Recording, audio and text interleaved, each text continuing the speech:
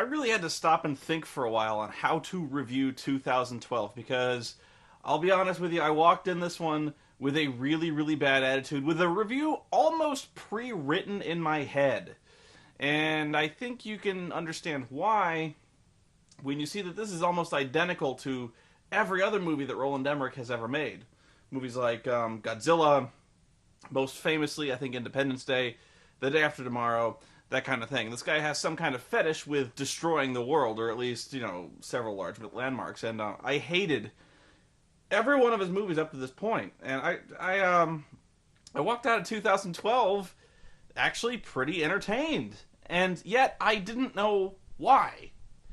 I was like, what made this different from so many other movies that were virtually cookie cutter plots? I mean, it is essentially nothing more than people driving or running away from very large explosions, earthquakes, clouds of dust, and things like that. And there are a few reasons. The first is I have been so bombarded with shitty spectacle movies over the last few years, most notoriously by a guy who wishes he could be like Roland Emmerich, Michael Bay, for the Transformers and Transformers 2. And I've also been watching several other direct-to TV and Sci-Fi Channel original movies that are almost exactly the same type of thing, like Category 5. I think there was actually 2 sequels, which I haven't seen, Category 6 and 7. And then the movies 10.5 and 10.5 Apocalypse or Aftershocks. The second one I haven't seen yet. But you could actually see several of the same type of scenes that occur in all these movies. And so 2012 is by far better than, I would say, pretty much anything Michael Bay has ever done, which admittedly low bar, and is much better than most of these, than all of these direct-to-TV, direct-to-video disaster movies. For the sole reason alone is that the special effects and computer graphics in this movie are spectacular and gorgeous, and you could very well be looking at an Oscar winner for special effects in this particular case. And in that regard, if you're going in for a roller coaster ride, which it is just about every bit as shallow and yet exciting as, it performs almost exactly like a roller coaster ride, where you are just bombarded for so long with these really spectacular images that even a grouchy dude like me was really swept away for a lot of this movie. Now, is it any more intelligent? Is it any more involving on a dramatic level? No. I mean, it's the actors assembled here are about as good as you can hope for in any movie. I mean, this is a fantastic cast of really well-known actors, and Amanda Peet. But I'll go back to that. Again, why was this so much better? What did it do right that movies that Michael Bay has done and all these other direct-to-video movies didn't do? Well, special effects, for one. The second thing, and I don't know if Roland Emmerich has evolved or if he... But there are comic relief characters in almost all of these movies, kind of comedic scenes and characters that really tend to drag the movie down. And I think the worst offender in this case is, I really hated Independence Day. It's actually one of the worst movies, one of the worst excuses for a summer blockbuster I've ever seen. It was very similar in that it had, huge, long scenes of people running away from stuff, building exploding, and it blew up real good. But what made it really unbearable to watch were the characters, because the characters were so monumentally annoying and stereotypical, and even the protagonist, Will Smith, was stereotypical. He acted like a jerk most of the time. And I think worst of all in that movie was the presence of Randy Quaid, who played the constantly drunk, crop dusting moron who believed he was abducted by aliens. And Randy Quaid is unbearable on the best of occasions. When he's in National Lampoon's Christmas Vacation, which is probably the best movie he's ever been in, he is still god-awful bad.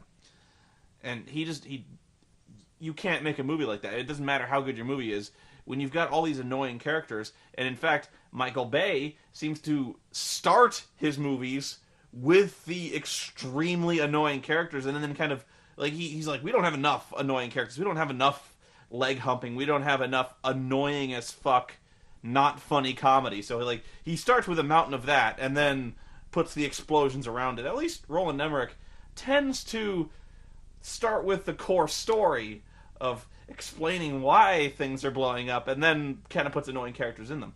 2012 actually does not have that many annoying characters, with the exception of Woody Harrelson, who turns in probably his worst ever performance. And that's... I'm trying to think back of all of Woody's performances I've seen so far, and I'm trying to think if I can think of one more embarrassing, and I can't. Woody Harrelson plays an insane, doomsaying radio host who broadcasts to exactly no one outside of Yellowstone National Park. Claiming about how the Mayans predicted it all. That kind of thing. And he's terrible. Like, this character has a fixation with pickles. He has a fridge full of pickles. And he thinks that the government's going to take people away on spaceships. And he is astoundingly annoying. But even though he is very annoying, they do drop a national park on him fairly early on. So even that extremely annoying part, the worst part of the movie, is pretty abbreviated. So you can kind of forgive him for setting up an annoying character and then very graciously killing him off in a horribly scorching and painful fashion. I guess I can't fault him on that. There are a few other annoying characters, like this Russian boxing promoter. I don't even know what he does. He's a former boxer. He's very stereotypically Russian. We never go down. This plane is Russian, and things like that.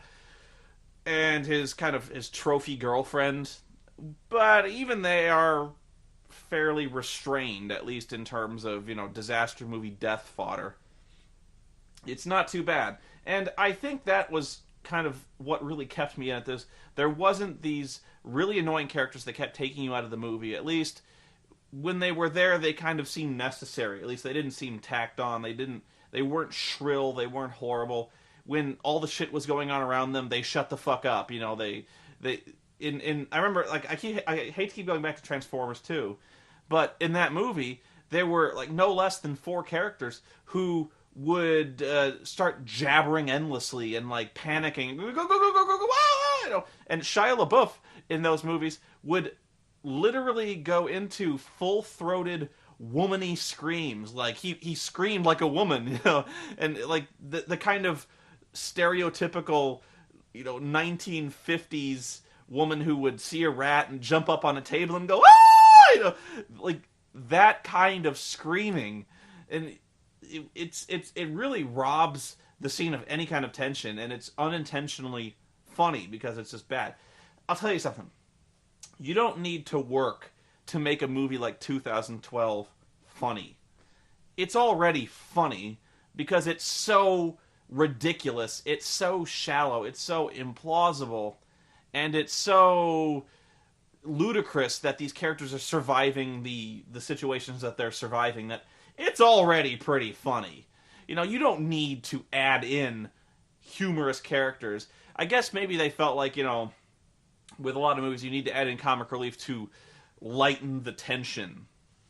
But with a movie like 2012, there never is any tension. These characters could be anybody. I mean, you really wouldn't even need that good actors for this movie because they're essentially all disposable except for the hero, John Cusack. And, they're fine, but I think where 2012 really fails is that it is more of a roller coaster. And when I really don't like the disaster genre in general, because I don't think I think it's a lost art, really.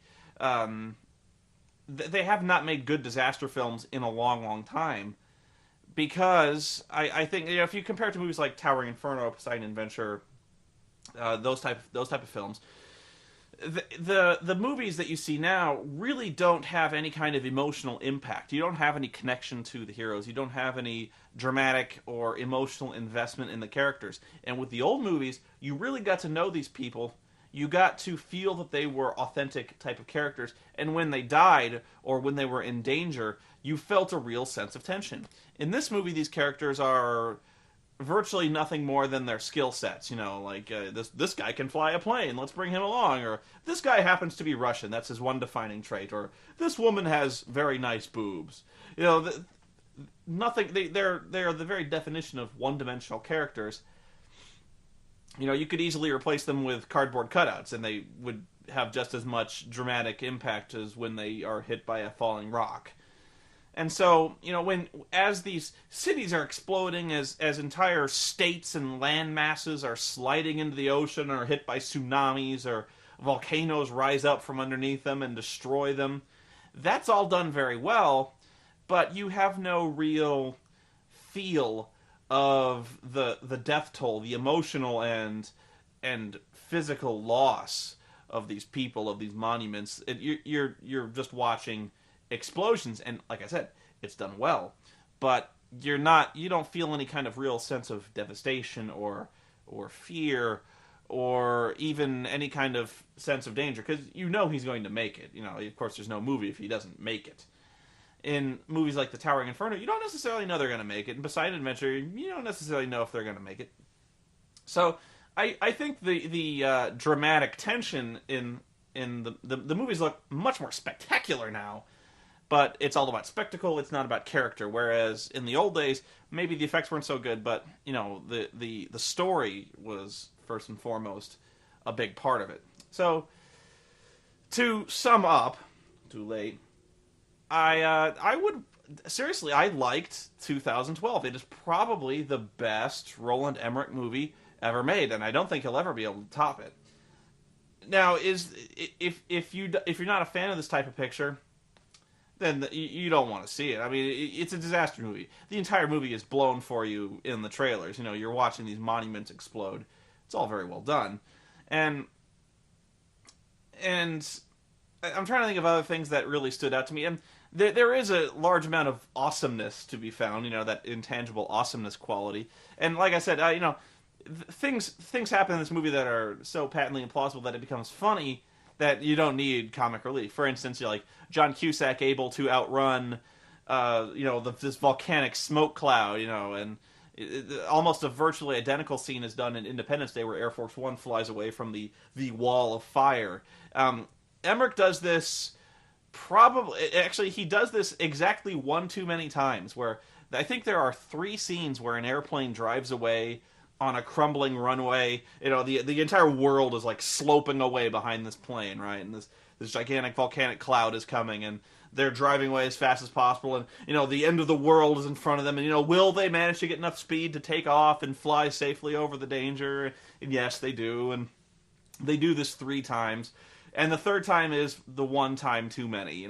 And what I thought was really funny was John Cusack is able to outrun this cloud, and seconds later, the airplane, which is going over, 80 knots, is struggling to keep ahead of the same smoke cloud that Cusack was easily outrunning. I was like, man, that white boy can move, There's other scenes where Chiwetel Ejiofor is actually an amazing actor, and he turns in, he really goes above and beyond the Call of Duty to turn in a good performance for this movie. And there's a really funny scene that I alone found funny, but it was this scene where I'm going to spoil a little bit for you, that basically the government is putting people onto ships, which is in the trailer, but they're building these gigantic arcs, and they're loading all these people on them, and there's people outside screaming to get on. They're like, we don't have room. Oliver Platt's like, we don't have room. We're about the continuity of the human species. I am Republican. My name is Anheuser, which is a paper-thin allegory for George Bush for some reason. We're saying something about Bush, but I'm not sure what. And Chiwetel he really like turns into William Shatner, Captain Kirk, as he's giving this, we are here to save humanity, and are we human if we start our new species with an act of cruelty? And so it was just really funny to me. I was like, he's like the Black William Shatner. This is awesome. He's like, open those gates and let the people in. I don't know. And the second worst part of this movie, ironically, took place. It was like an 8-second bit, but it was so bad that it probably drugged the entire. Like if I was giving a star rating from like 0 to 4 stars, this one scene alone dragged it down to just about a full half star if I was going to give it a star rating. And that is the horrible, abominably bad impression of Arnold Schwarzenegger that you see on a television address. And it's so bad that I can't even mimic the badness of it, where it's like, he's like, I think the worst is over now. I think we should not panic. And like that, seriously, the Arnold was that bad. And in fact, I didn't know it was supposed to be Arnold until he was like, we must band together if we are to save California. And I was like, is that Arnold? Because he said California really stupidly. I couldn't believe it. It was so horribly bad. And then the building drops on fake Arnold. But I was like, you couldn't find. Was it intentionally that bad? Like, did they seek out the worst Arnold they could find? Because that's the only thing I can think of. Like, you could have found a stagehand to be like, could you go, we must, the world is falling to it. We must go save California. We must evacuate and get to the chopper. You know, like anybody could have done that better. Like, you could have found Maria Shriver and had her do an Arnold impression. That would have been better than the Arnold. So bad. And fucking pickle-sucking Woody Harrelson, intensely bad. Oliver Platt. It's actually ironic that I've been watching The West Wing, because that was a show that was apparently really, really good. And I, for some reason, just never caught a single episode. So I've been going back through The West Wing, and Oliver Platt, he plays the White House, like the head attorney in the White House attorney's office. And he's amazing in that role. He is so intense and so good that I was like, hey, Oliver Platt is playing this Anheuser dude. And he's like, it was really funny to me how maybe this says something about my political stance, but like I thought Oliver Platt's character was the one speaking the most sense. Like, you know, Chiwetel's like, we gotta open these doors, and Anheuser's like, are you nuts? There's a fucking tidal wave coming in 30 seconds. He's like, we have to save humanity, and Anheuser is just like, oh my god, come on, are you serious? Like, we barely got this far. Like, now you like, oh, there's Air Force One, thanks a lot. You know, the fucking plane just hit us. You know, and the world is splitting open. But nope. You clear your conscience, pal. And so I was like, listen to Anheuser. He knows what he's talking about. And I thought the best scene in this one, probably the best scene in the movie, had nothing to do with special effects. It had nothing to do with planes or Cusack running around. There was a scene where the Chiwetel's character, he's looking at all these other arcs where all these people are getting on. And he notices they're all basically rich. You know, and Platt's going on about how, we went through all these genetic determining factors and we chose the best possible breeding stock for the continuation of humanity. And Chiwetel's like, shut the fuck up. They're all rich. And Platt turns around and he's like, what, you mean life's not fair? Oh no! And like he just turns around, like just totally snarking on the guy, and I was like, that was awesome. It was a very snarky moment. I really appreciated Oliver Platt's very, very no nonsense but yet very cynical approach to that one. Very awesome job on that one. So, the second biggest complaint, I think almost everyone is going to say this about this movie, is that it's over 2.5 hours long. And that movie is way too fucking long. You probably could have cut it down to 2 hours, and given a few minutes, I probably could tell you what scenes to cut. Probably the entire scene where there's a lot of tension about whether or not they're going to make it to Hawaii, and where they're going to crash in the ocean, and a fair amount of the Yellowstone stuff, where they're kind of running around Yellowstone. There's another scene where they're flying away from the apocalypse and things like that. There is one really awesome scene where Danny Glover, who, I'm not going to say it. I'm not going to say he's getting too old. Danny Glover gets hit in the face with an aircraft carrier, which, unintentionally funny, but pretty awesome. That's just the kind of stuff I'm talking about, where Jesus, like the earthquake kills Jesus, like the earthquake appears to chase people, like really menacingly. That was another scene that I remember from 10.5. Well, pardon me. There's a scene in 10.5 where it appears the earthquake is intentionally chasing a subway train, which I thought was just about the most awesome thing I'd ever seen. Where like you have actually managed to anthropomorphize and give earthquakes like a menacing quality. And the probably the second funniest part to me was when there's probably a reason for this, but why don't they just pull up? Like they're flying this airplane between the falling buildings and stuff like that. You're just like, just go up, please. And that was another scene that I remember from Godzilla, where they're chasing Godzilla through the skyscrapers and the New York skyline and stuff like that. And you're like, just go up, and then you can shoot down on Godzilla very easily, you know. And it was just, Emmerich he thinks two-dimensionally, to paraphrase Spock. So check it out. I would rather see this any day than the movie that was playing right next door to our theater, which was Boondock Saints 2. I would rather watch the entire Roland Emmerich oeuvre than subject myself to 5 minutes of the Boondock Saints 1 or 2. It's that bad. And I know I'm going to get hate mail for that. Bring it on, because Boondock Saints sucks. Seriously, if you think Boondock Saints is any good, I will literally name... I won't do it, but I could literally name 100 movies that are of a similar setup, like, you know, like of vigilante justice and that kind of whole Punisher mentality that are far better than Boondock Saints, and just like that movie, that's like the most hateful series of movies I think I've ever seen. Like I said, if I was gonna make a short list of 20 worst all time, Boondock Saints would probably be somewhere on that list. It'd be close, but yeah. But check it out. It's for the price of a movie ticket. It's very good entertainment, and I can't believe I'm saying that. I cannot believe I'm praising this movie, because I was set to hate it, and it's not a good movie at all. It's not a good story, but it is exciting, it is entertaining, and I guess, like, I hate to be the guy who plays into this whole junk food cinema, but as junk food cinema goes, this is about as good as it gets. Not my kind of movie, but it still put a smile on my face, and it's probably the most backhanded compliment I can ever give a movie. But I can't lie. I can't tell you that I didn't have a good time at this movie. So, check it out. I'm serious. That's all I got. Bye.